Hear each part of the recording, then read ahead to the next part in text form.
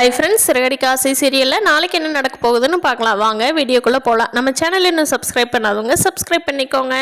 ஸ்ருதியும் மீனாவும் வாங்கிட்டு வந்த நகையை சாமி முன்னாடி வச்சுட்டு கும்பிட்டு ரோஹிணியோட சாரி எல்லாம் பார்க்கலான்னு சொல்லிட்டு வெளியே கிளம்பி போகிறாங்க. அப்போ ஸ்ருதியும் மீனாவையும் முன்னாடி தாட்டி விட்டுட்டு ரோஹிணி அந்த தினேஷ்க்கு ஃபோன் பண்ணி, எங்கள் வீட்டில் நகை இருக்குது, என்னால் இப்போதைக்கு பணம் கொடுக்க முடியல, வீட்டில் ஒரு 6 பவுன் நகை இருக்குது, அதை எடுத்துக்கோ, அதுக்கப்புறமா நான் மீதி பேலன்ஸ் அப்புறமா தரேன் அப்படின்னு சொல்லிடுறாங்க.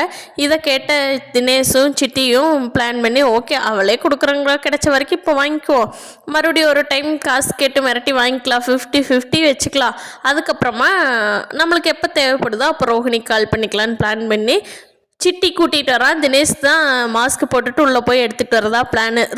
ரோஹிணி சாவி இருக்கிற இடத்தையெல்லாம் சொல்லிட்டு கிளம்பிடுறாங்க.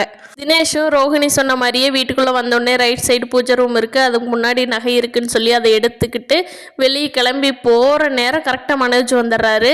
மனோஜ், ஏய் திருட திருட திருட, என்னடா நீ என்னடா நான் எங்கள் வீட்டுக்குள்ளே இருக்க அப்படின்னு சொல்லிட்டு மனோஜ் அவனை பிடிக்கலான்னு ட்ரை பண்ணுறாரு. ஆனால் அவன் மனோஜை தள்ளி விட்டுட்டு ஓடிடுறான். நம்ம ஸ்ருதியும் அவனை பிடிச்சு உள்ளே தள்ளி விட்டு 2 பேரும் பயங்கரமாக அடிக்கிறாங்க. அப்போ மனோஜ் எந்திரிச்சு அவனை போட்டு அடி வெளுப்பிக்கிட்டு இருக்காரு. அப்போ கரெக்டாக ரோஹிணி வீட்டை நீக்கிட்டு உள்ளே வர்றாங்க. அப்போ மீனா சொல்கிறாங்க, ரோஹிணி இங்கே பாருங்க, திருட திருட நம்ம நகை எடுக்கிற அதைத்தான் அவனை பிடிச்சி அடிச்சிட்டு இருக்கோம் அப்படிங்கிறாங்க. ரோஹிணிக்கு என்ன சொல்கிறதுனே தெரியல. அவனையும் கூட அடிக்கணுமே, இல்லாட்டி நம்மளே சந்தேகப்படுவாங்களேன்ட்டு வேகமாக வர்றாங்க.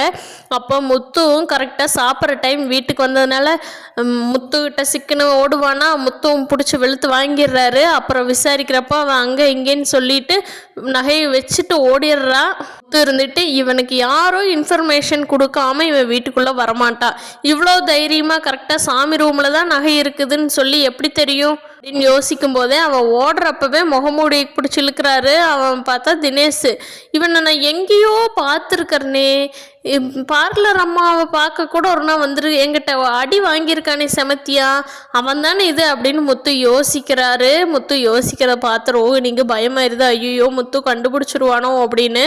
ஃப்ரெண்ட்ஸு, கதை சுவாரஸ்யமாக போயிட்டுருக்கு. ரோஹிணி சீக்கிரமாக இந்த வீட்டில் மாட்டணும்னு நினைக்கிறவங்க நம்ம வீடியோவை லைக் பண்ணிக்கோங்க. நீங்கள் என்ன நினைக்கிறீங்கன்னு கீழே கமெண்ட் பண்ணுங்கள். தேங்க்யூ.